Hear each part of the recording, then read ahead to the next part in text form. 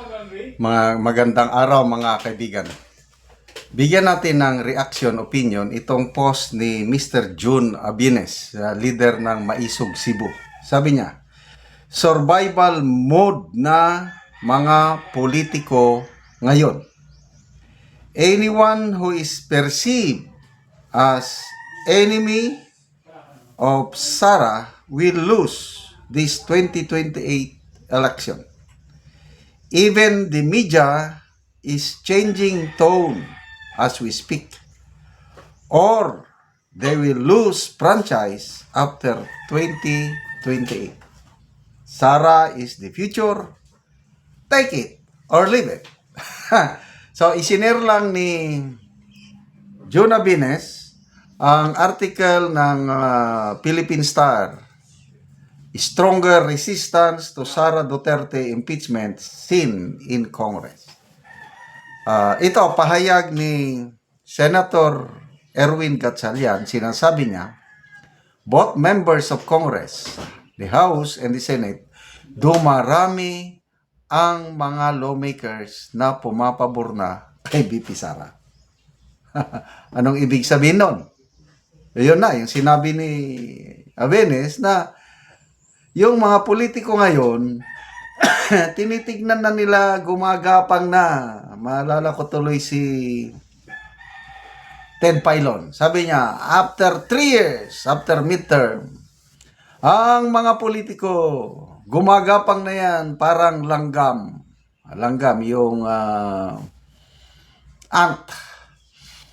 Inaamoy na nila na saan yung matamis. Doon na sila. Nagsisimula na maging lame duck president ang nakaupo ngayon, sabi ni Mr. Ted Filon. And parehas itong sinasabi ni June Abines. Dito sa kamera, nagsasalita na ang mga kongresista laban sa impeachment ni BP Sara. Ayaw na nila kasi wala rin matatalo rin lang daw sa Senado. Sinong umamin nun? Si Congressman Abante, number 1, isa sa mga number 1 Duterte, anti-Duterte forces. Yan si Congressman Abante. Malala nyo yung quadcom nila, talagang inatake nila ng todo ang mga Duterte. Kaya anong nangyari? Wala rin. No effect. So, agree ako doon sa sinasabi ni Congressman Abante na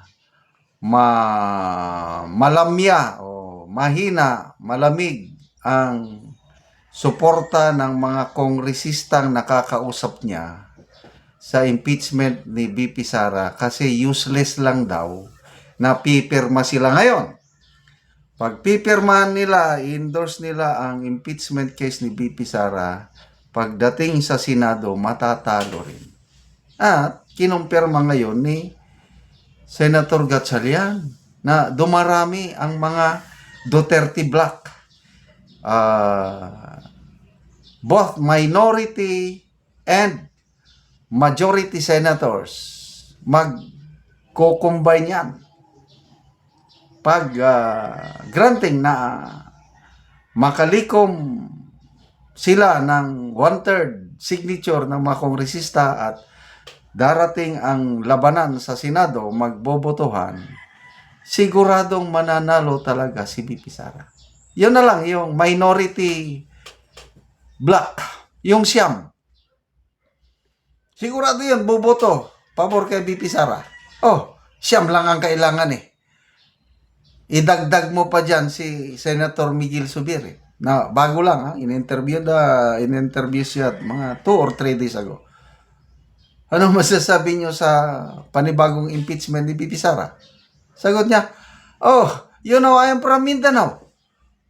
That's a very unpopular decision in Mindanao. Impeach mo ang vice president na nakakuha ng 97% trust and approval rating sa Mindanao. I-impeach mo? Kaya ang mga kongresista ngayon na taga Mindanao agree ako sa sinasabi ni Congressman Abante na nag-iisip yan. Ayaw na nilang maulit yung ginawa nila noong 2025 na perma kagad. Mabuti yung 2025 dahil may incentive. I don't know how true yung sinasabi ni Congressman Toby Chanco na nakakuha sila ng pondo, 150 million bawat pumirma. Ngayon, sabi ni Congressman Chanco, wala nang incentive. Ko ako yung kongresista from Mindanao, bakit pa ako pipirma? Huwag na lang. Kasi paghandaan ko ang 2028 dahil napakalakas si BP Sara sa Mindanao and Visayas. Di baling Taga Luzon, sige. Ang mga Taga Luzon nga kongresista, pwede niyong pirmahan. Kulang. Kailangan mo ang mga kongresista sa Visayas and Mindanao. Yan ang baluarte ni BP Sara. So, media. Ang presidente, kanya lahat ang tignan nyo, panahon ng PRRD. Niloko siya ng ABS-CBN.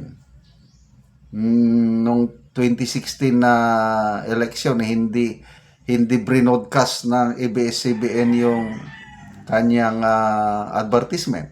Kahit nagbayad na siya. Kaya nung nanalo, anong nangyari? Walang franchise. Ganyan lang yan. Tingnan nyo ang ginawa ng administrasyong ito sa SMNI. The only big network na sumuporta kay Bongbong Marcos noong 2022 election. Anong ginante, sinukli? Tinanggalan ng franchise. Grabe, Ganyan ang power ng isang presidente. Kaya, again, agree ako dito kay Jun Abines na survival mode na ngayon ang mga politiko na anti-Duterte. Kailangan nilang ganyan yan. Noong panahon ni Tatay Digong, ang daming politiko na sumama sa PDP laban. Nung umupo na ang Marcos Jr. administration, umalis sila sa PDP. Pumunta sa Partido Federal or pumunta sa lakas CMD ni Martin Romualdez. Ngayon, 2028, walang ibang malakas na kandidato kundi si BP Sara. Yan, gagapang na naman sila doon. Pupunta na naman sa, I don't know, anong partido ni BP Sara dahil hiwalay man siya sa PDP. Baka i-revive niya yung hugpong. Ano ba yung hugpong niya? Salamat mga kaibigan sa inyong pagsubaybay sa ating channel. Nakakatulong kayo ng malaki sa tribong Talandig ng Bukidnon dahil ang sweldo natin sa channel na ito is pantulong sa tribo. Namimigay tayo ng livelihood assistance sa kanila. Bigay ng libreng yero at pako para makapagpatayo sila ng mas maayos na tahanan. Panoorin niyo ang video na ito. Ang natagaan na mo og gero, so wala yang bana, so siya nang nagdala.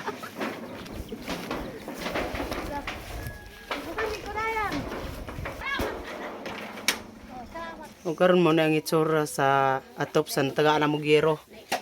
Buslot na. Mga dagko gid kayo nga buslot to. Makita gid nato nga kuan na gid kayo. Nga dagko na ang buslot.